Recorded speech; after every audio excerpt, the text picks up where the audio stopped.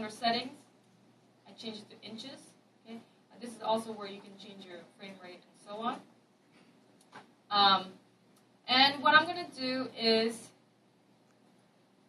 change this so that it's about 12 inches. Now, how do I make sure that it's exactly 12 inches? Can anyone guess?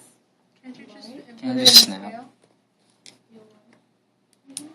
Oh, one snap to And grid. now it's Yeah. acting as Just inches. 12 Okay, box so now. before it was acting as centimeters, but now it's acting as inches. Scale 12. That's probably the easiest thing, right? B 12. But a moment ago, the scale was like 30, like it was like in centimeters or something. Mm-hmm. Okay, and that could happen when you perhaps you start modeling in centimeters and then you switch it into inches later on, right? Another way of doing it though is so if your units are not inches for some reason in your channel box, it's just selected the locator. Notice that you can delete the locators of your measuring tool. You can also go ahead and go into vertex, press X, move tool, and snap it to the 12 line. Okay, that should ensure that your shape is pretty much 12 inches. It gave me 11.9998 before.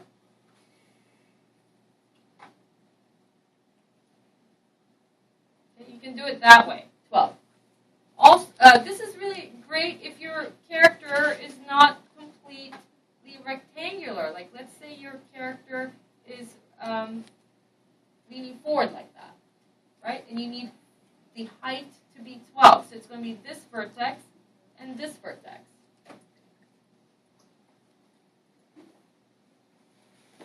Okay. So what I would do is I would count the units here, and this is going to have to change shape a little bit. And I would probably go from here to the closest grid line. Okay, I'm pressing X for that. Right, depending on the shape of what your character is, but bring this point to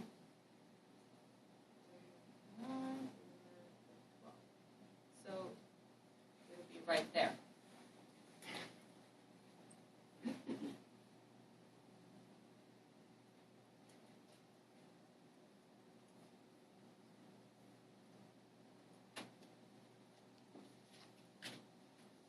Actually, the length from this vertex to up here is not going to be 12, but the length from this grid line to up here is going to be 12. So I'm going to do snap to grid, 12. But if I'm actually measuring from this corner,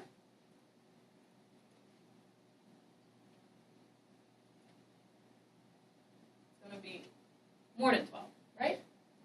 Okay, enough about measuring because we're going to move on. And what my next task is to create a wine glass.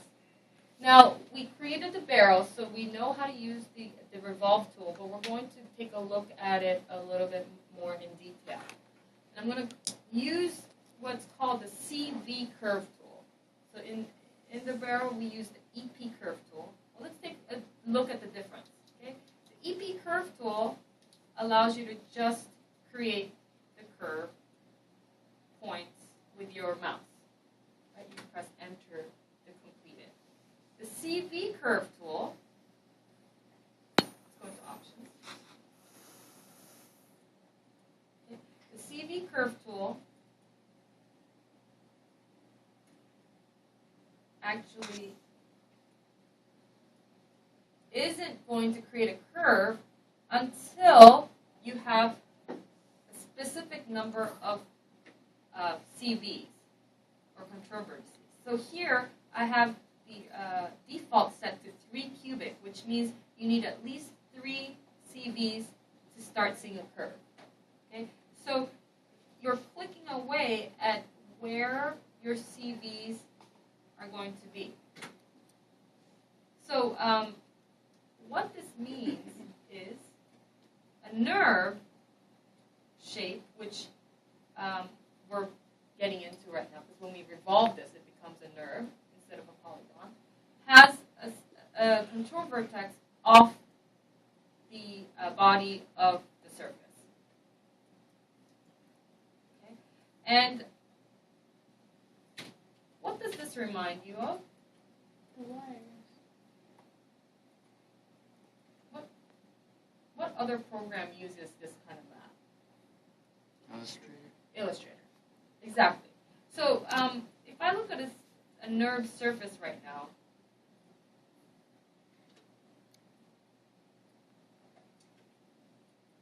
you're going to notice that the control vertices that control the surface shape is off the surface compared to polygon.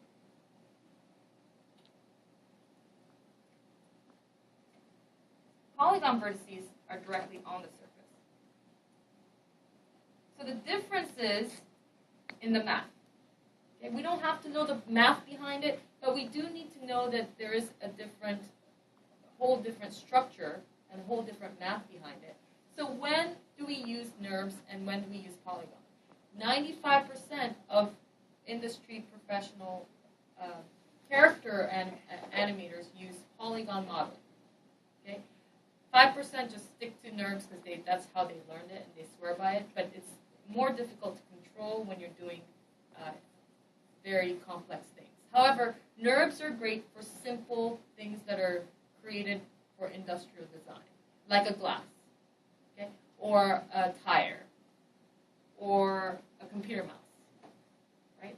It would be very difficult to get a smooth shape like this using polygon. Well, with NURBS, it'll just take one sphere and some texturing. However, texturing tools are really difficult to control with NURBS, so oftentimes you'd create a shape with NURBS and then you would convert it to polygon, to texture. So another thing about polygon is it's very faceted, it's almost like geometry, and the NURBS structure is rendered with a more smooth surface. Okay, and the reason why I'm explaining that to you guys real quick is because we're dealing with NURBS when you're dealing with curves. Okay, curves are part of the nerve family. So I'm going to be in the side view here. You're going to be in one of your orthographic views. Just start from the side because that makes it uniform whenever you're dealing with the revolve tool.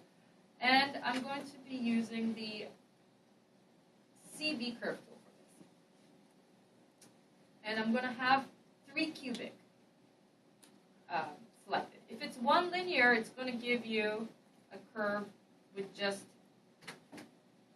corner points, right? And if it's 7, it's going to require more control vertices before you see the curve. Okay. Back to 3. Another thing I want to show you is, let's say you're drawing a curve, right? It's curvy. Okay.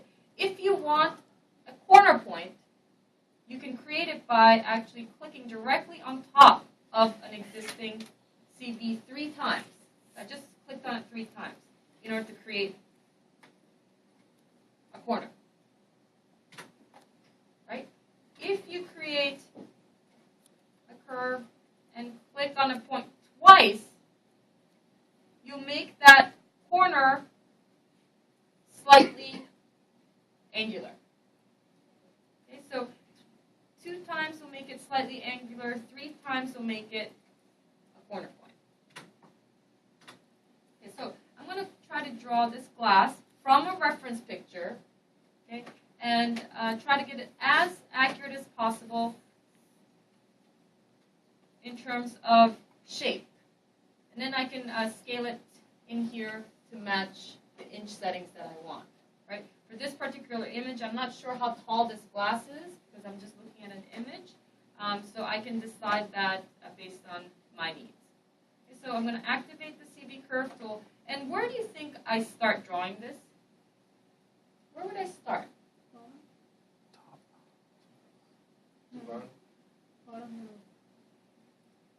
I would either start down here, right at the middle, or I would start right here, inside the glass and come out. Okay, so I'm going to start right here because I like to draw from the top down. So it's not from the top of the glass because this glass has width.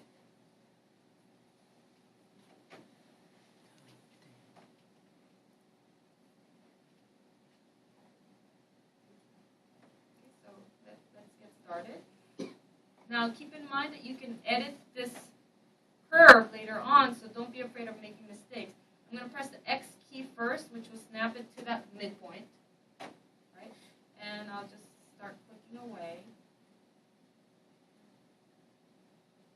And I kind of chose something that I knew I could handle, but something that's challenging. Okay, this wine glass tapers in.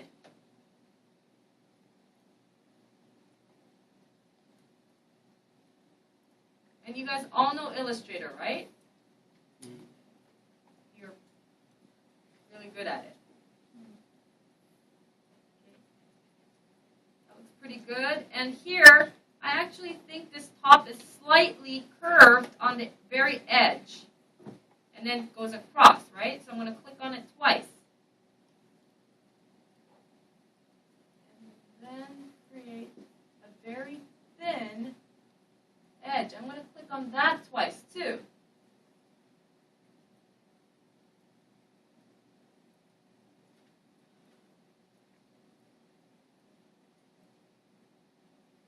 Now this is going to be a little challenging to keep it exact width going all the way around, but because I'm really good with the pen tool in Illustrator, I can make it work. Okay. Now, I'm paying attention to detail right in here. It kind of goes like that. Okay. And the stem doesn't have too much curvature, but it's actually longer than the top. I'm going to go under. Now, if you're drawing something and you mess up, you can do Control Z to go back.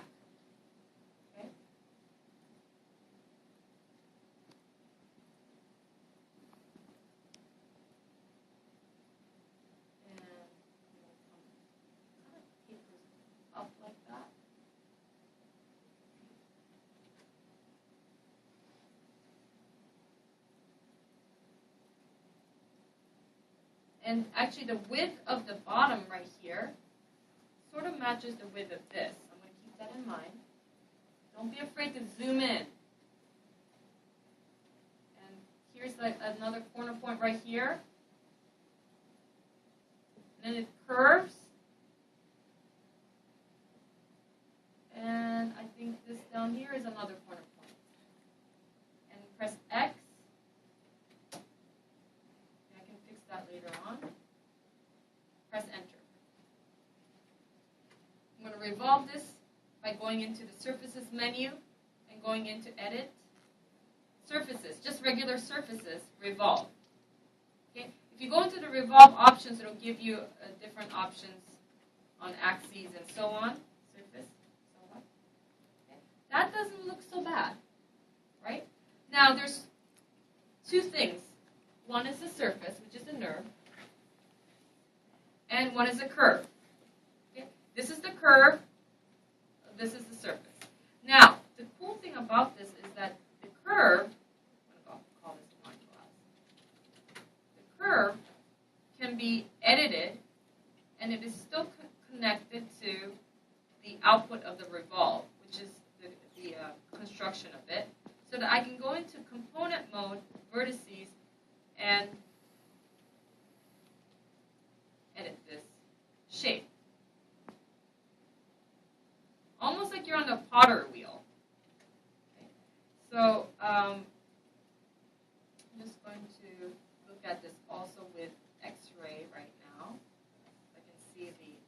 inner curve, actually it's not a bad job. Right? Now what's the advantage of dealing with the CVs of the curve instead of the actual surface? Yes? Could you speak up please because I can't hear you. Just say they're on the outside. You have more control. Yeah, you have more control. Also,